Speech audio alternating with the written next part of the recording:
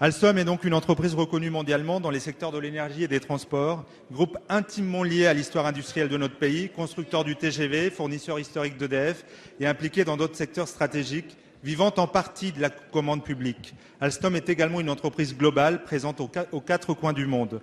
Le 5 avril dernier, Alstom a livré le nouveau système de métro à Panama City. À Caracas, il participe au prolongement du métro et de sa principale ligne, comme il l'avait fait à São Paulo au Brésil. Alstom connaît certes des difficultés, notamment une capitalisation boursière en baisse, une conjoncture morose, une absence de marge de manœuvre financière. Sa taille le limite sur le marché international.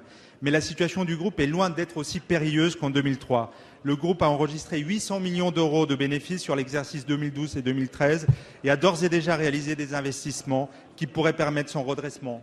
Sa situation est d'autant moins périlleuse qu'il intervient dans des secteurs en pleine expansion, comme la mobilité durable et les énergies renouvelables. Quelle urgence y a-t-il dès lors à démembrer un groupe industriel qui emploie près de 95 000 personnes dans le monde et 18 000 salariés en France, avec 20 milliards de chiffre d'affaires?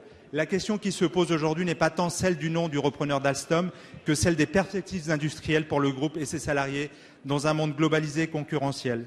Cette question à laquelle le gouvernement, en 2004, alors même qu'il était en capacité de le faire grâce à la nationalisation partielle autorisée par la Commission européenne, n'a pas donné de réponse. Monsieur le ministre, face au démantèlement de ce fleuron de notre industrie, quelle est vraiment la stratégie du gouvernement? Une nationalisation partielle et temporaire du groupe en reprenant la part de l'actionnaire principal Bouygues qui souhaite se désengager du capital et à qui l'État avait vendu ses parts, je le rappelle, est-elle envisagée sérieusement par le gouvernement? Quels sont les moyens que le gouvernement a pour faire émerger à l'échelle européenne un géant de l'énergie et des transports? Merci pour votre réponse. Merci. La parole est à Monsieur Arnaud Montebourg, ministre de l'Économie. Monsieur le député, il n'est pas écrit que le démantèlement d'Alstom serait salutaire pour cette belle entreprise.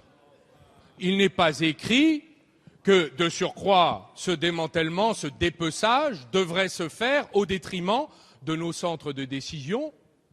Je n'ai pas envie que les 25 départements de France qui concernent toute cette Assemblée et avec leurs députés viennent nous voir en nous demandant des investissements futurs et à charge pour nous d'aller les demander dans le Connecticut.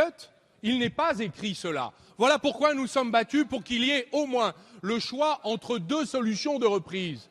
Et c'est la raison pour laquelle la proposition Siemens, qui n'a pas la préférence de Alstom aujourd'hui, est une proposition qui a le mérite d'être sur la table et d'intéresser le gouvernement. Pourquoi? Parce que lorsque nous faisons une alliance européenne, mesdames et messieurs les députés, nous avons des cordes de rappel. Lorsque Bosch, en France, désinvestit, Areva, en Allemagne, a des problèmes, nous parlons entre membres des deux gouvernements franco-allemands. Ce n'est pas le cas avec le gouvernement américain qui est fédéral et très éloigné des intérêts de ces entreprises, ne souhaite pas intervenir. Mais notre tradition du capitalisme rhénan, du capitalisme français, du capitalisme européen, c'est une coopération avec les pouvoirs publics. Voilà pourquoi nous avons sollicité Siemens et nous leur avons demandé de faire une proposition qui correspond aussi à nos intérêts industriels, humains, sociaux et économiques. À nous maintenant de nous positionner. Vous avez évoqué une troisième solution. Elle a été proposée par les syndicats. Elle a été évoquée ce matin par certains parlementaires de tous les bancs de cet hémicycle.